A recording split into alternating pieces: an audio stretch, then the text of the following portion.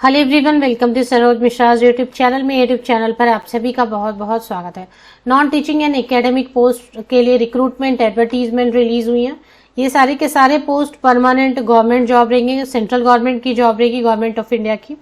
10th पास के लिए काफ़ी सारी वैकेंसीज हैं, 12th पास के लिए ग्रेजुएट हैं, अगर आप मास्टर डिग्री होल्डर है या फिर BE/BTech है, ITI है, तो अलग अलग वैकेंसीज हैं जिनके लिए आप एलिजिबल होते हैं।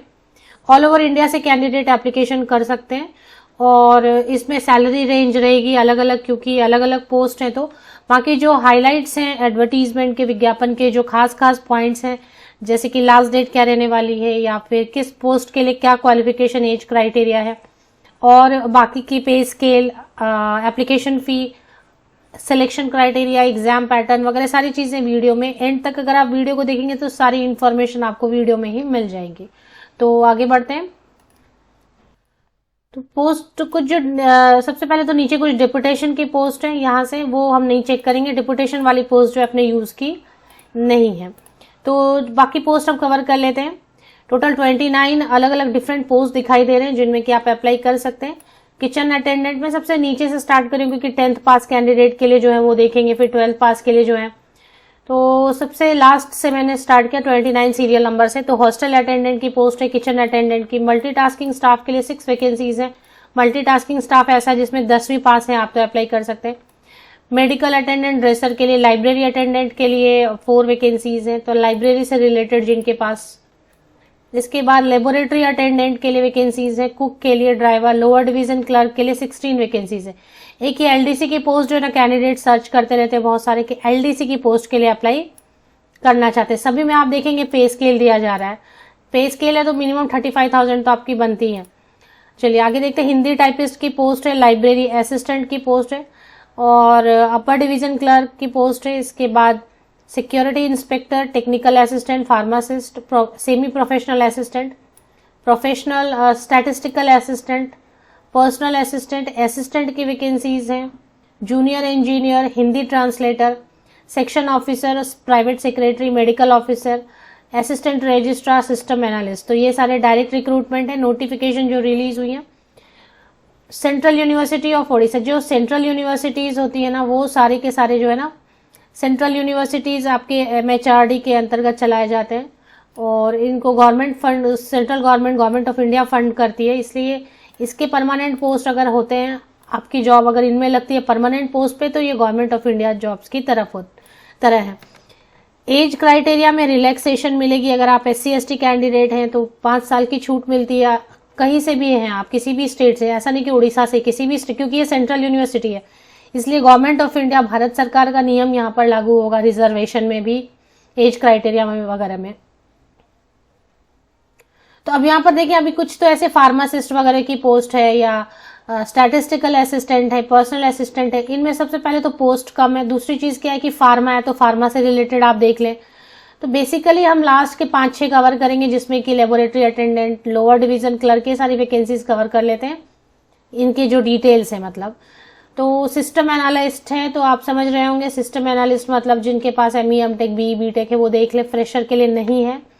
हिंदी ऑफिसर में, हिंदी ऑफिसर वाली पोस्ट जो है ना अच्छी है, लेकिन 3 साल एक्सपीरियंस चाहिए। इसमें हिंदी इंग्लिश वाले अप्लाई कर सकते हैं, मास्टर डिग्री अगर किया, 3 साल की एक्सपीरियंस मांग रहे हैं। लेकिन इंफॉर्मेशन साइंटिस्ट की एक पोस्ट है जिसमें कि BE/BTech ME MTech computer science से है अगर, तो आप अप्लाई कर सकते हैं। ME MTech वाले, कंप्यूटर साइंस IT वाले कर सकते हैं बिना एक्सपीरियंस के। इंफॉर्मेशन साइंटिस्ट की पोस्ट ME MTech अगर आप हैं तो कंप्यूटर साइंस या IT विदाउट एक्सपीरियंस, और अगर BE/BTech के बेसिस पे करेंगे तो 2 साल की एक्सपीरियंस चाहिए। MCA वाले भी कर सकते हैं, 2 साल की एक्सपीरियंस चाहिए। MSc वाले भी कर सकते हैं, 3 साल की एक्सपीरियंस चाहिए। और इसी तरीके से डिजायरेबल में जो लिखा रहता है ना वो मैंडेटरी नहीं होता। डिजायरेबल वाली चीज अगर आपके पास नहीं है क्वालिफिकेशन तो कोई बात नहीं है। असिस्टेंट रजिस्ट्रार की पोस्ट जो है ना, मैं हमेशा कवर करती हूँ, ये बहुत अच्छी पोस्ट होती है। अगर आप एनी सब्जेक्ट मास्टर डिग्री, किसी भी विषय से आपने पोस्ट ग्रेजुएशन, स्नातकोत्तर, मास्टर डिग्री किया 55% या अब मार्क्स के साथ में, तो आप यहाँ पर अप्लाई कर सकते हैं। फ्रेशर बिल्कुल असिस्टेंट रजिस्ट्रार के लिए अप्लाई कर सकते हैं। 2 ही पोस्ट है, लेकिन ये वैकेंसी जो है ना बड़ी अच्छी वैकेंसी है, क्योंकि पोस्ट आपको असिस्टेंट रजिस्ट्रार का मिलता है। नेक्स्ट आप रजिस्ट्रार बन सकते हैं अगर एक्सपीरियंस हो जाता है। और अगर रिक्वायरमेंट की बात करें क्वालिफिकेशन, तो कुछ नहीं, मास्टर डिग्री एनी सब्जेक्ट 55% या above. The appointment under direct recruitment shall be made through all India open competition by conducting written test and interview. 40 years and below वाले कैंडिडेट अप्लाई कर सकते हैं।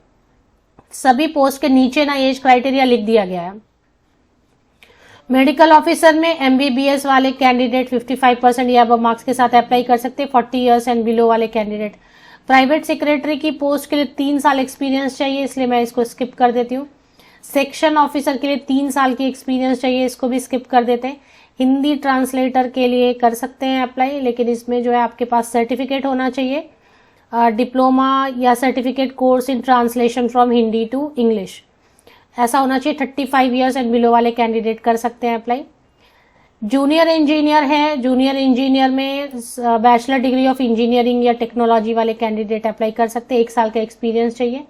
डिप्लोमा वाले candidate कर सकते हैं, इसमें BTech कर सकते हैं, डिप्लोमा इंजीनियर्स भी कर सकते हैं। अगर डिप्लोमा इंजीनियर तो 3 साल की एक्सपीरियंस चाहिए। असिस्टेंट की पोस्ट कवर नहीं कर रहे हैं, इसमें UDC के तौर पे अगर आपने 3 साल काम किया है गवर्नमेंट ऑर्गेनाइजेशन में तो आप अप्लाई कर सकेंगे। पर्सनल असिस्टेंट भी कवर नहीं करेंगे, इसमें भी 2 साल अगर आपने कहीं पे गवर्नमेंट इंस्टीट्यूशन में काम किया या प्राइवेट में कहीं काम किया है आपने 2 इयर्स, एनी ग्रेजुएट, तब स्टेनोग्राफी आती है, 2 इयर्स एक्सपीरियंस है, तब आप अप्लाई कर पाएंगे। स्टैटिस्टिकल असिस्टेंट के लिए जो है ना किसी भी तरीके का एक्सपीरियंस नहीं चाहिए, ये पोस्ट अच्छी है। स्टैट्स से आपने किया है या मैथ्स से किया है बैचलर डिग्री, स्टैटिस्टिक्स मतलब आपने पढ़ा है, इकोनॉमिक्स, कॉमर्स, मैथ्स या फिर स्टैटिस्टिक्स से आपने किया है ग्रेजुएशन, लेकिन स्टैटिस्टिक्स पढ़ा है तो BCom, BA इकोनॉमिक्स या BSc मैथ्स या BSc स्टैटिस्टिक्स वाले कर सकते हैं अगर आपने स्टैटिस्टिक्स पढ़ा है। 32 ईयर्स अपर एज लिमिट है जनरल कैंडिडेट के लिए।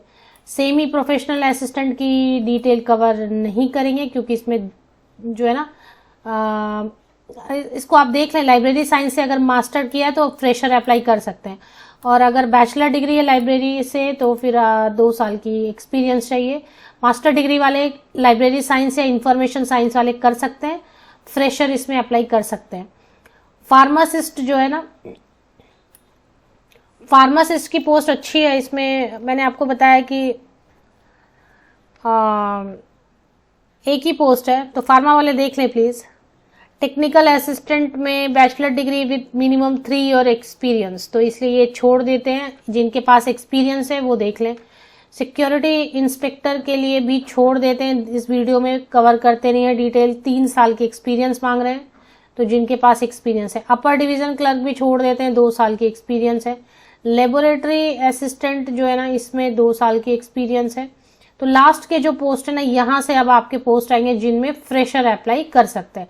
तो लाइब्रेरी असिस्टेंट है, बैचलर है लाइब्रेरी या फिर इंफॉर्मेशन साइंस में बैचलर डिग्री है, तो 32 ईयर्स या बिलो वाले कैंडिडेट लाइब्रेरी असिस्टेंट के लिए फ्रेशर भी अप्लाई कर सकते हैं। हिंदी टाइपिस्ट में बैचलर डिग्री किसी भी सब्जेक्ट से, लेकिन आपको हिंदी टाइपिंग आती है, sorry bachelor degree any subject से आपको हिंदी टाइपिंग आती है तो आप अप्लाई कर सकते हैं। 32 ईयर्स जनरल कैंडिडेट्स के लिए अपर एज लिमिट है। मैंने वीडियो के शुरू में ही बोल दिया, अगर आप ST SC PWD OBC non creamy layer candidate हैं तो एज में रिलैक्सेशन मिलेगी आपको। लोअर डिवीजन क्लर्क अच्छी वैकेंसी थी, 16 वैकेंसी थी शायद। इसमें एनी ग्रेजुएट कोई भी स्नातक कर सकते हैं, BA BSc BCom BE BTech कोई भी कर सकते हैं, BMS BCA। इसमें सिर्फ टाइपिंग स्पीड मांग रहे हैं, देख लें आप। 32 ईयर्स जो है ना, इसमें एज लिमिट भी अच्छी है, क्योंकि बाकी जगह अगर आप LDC की पोस्ट देखेंगे ना तो उसमें 27 साल लिखा रहता है, यहाँ पे 32 ईयर्स 5 साल और दे रहे हैं।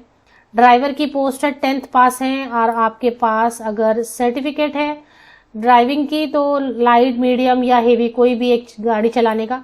5 साल इसमें एक्सपीरियंस चाहिए, 32 साल ऊपरी आयु सीमा है।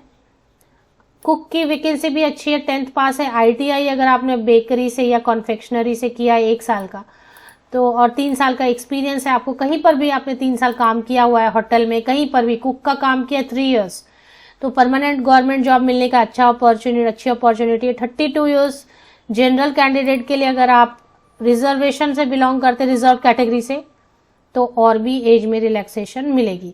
लेबोरेटरी अटेंडेंट के लिए 12th साइंस वाले कर सकते हैं, या फिर 10th भी पास किया है आपने तो आप कर सकते हैं अप्लाई लेबोरेटरी अटेंडेंट के लिए। फ्रेशर अप्लाई कर सकते हैं, एक्सपीरियंस नहीं चाहिए इसमें।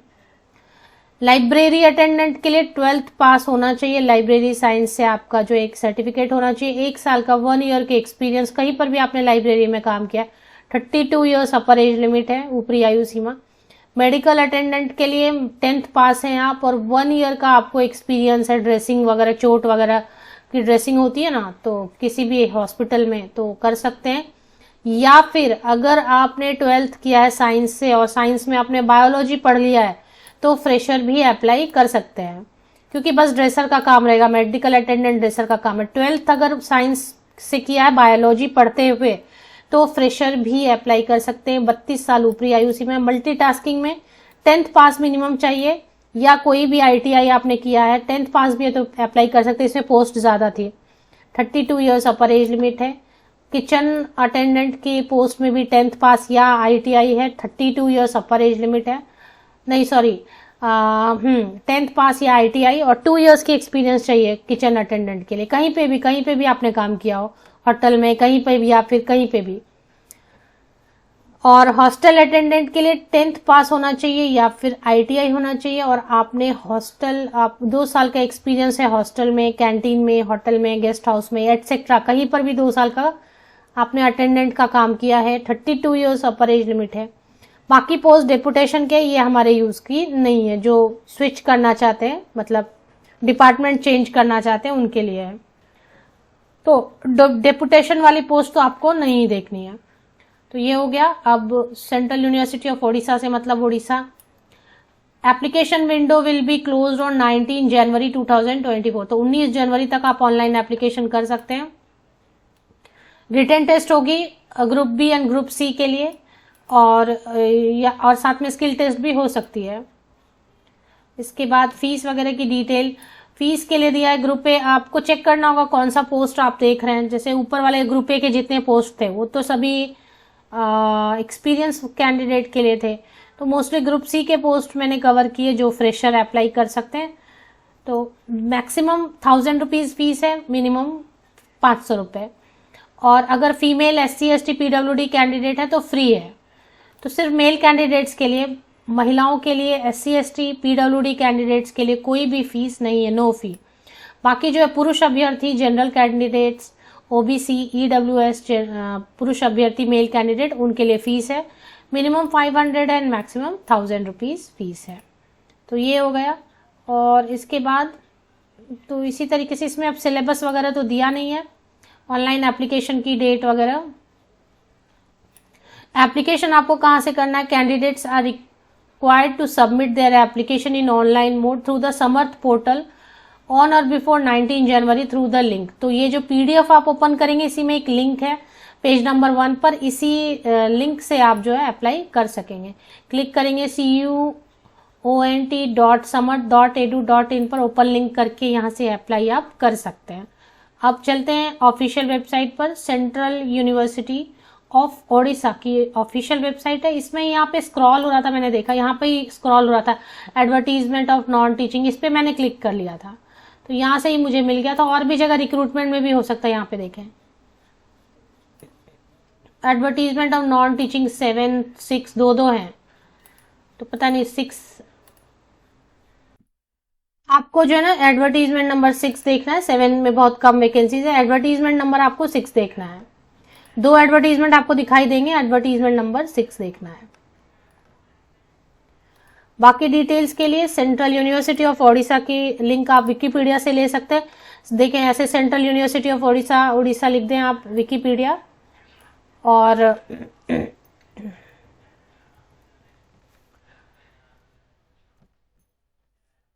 तो central university of Odisha Wikipedia करके मैं लिंक हमेशा ले लेती हूँ। ये पेज ओपन होगा, इस पेज पे जाके आप सबसे नीचे स्क्रॉल डाउन करेंगे, यहाँ पर आपको राइट साइड में वेबसाइट की लिंक मिलती है। यहाँ से आप लिंक ले लें या फिर मेरे इसी YouTube वीडियो के डिस्क्रिप्शन बॉक्स को चेक करें, लिंक मिल जाएगी। मैं भी विकिपीडिया से लेने की लिंक्स कोशिश करती हूँ, वो ज्यादा ऑथेंटिक एंड रिलायबल ट्रस्टेड रहता है। Best wishes, thank you.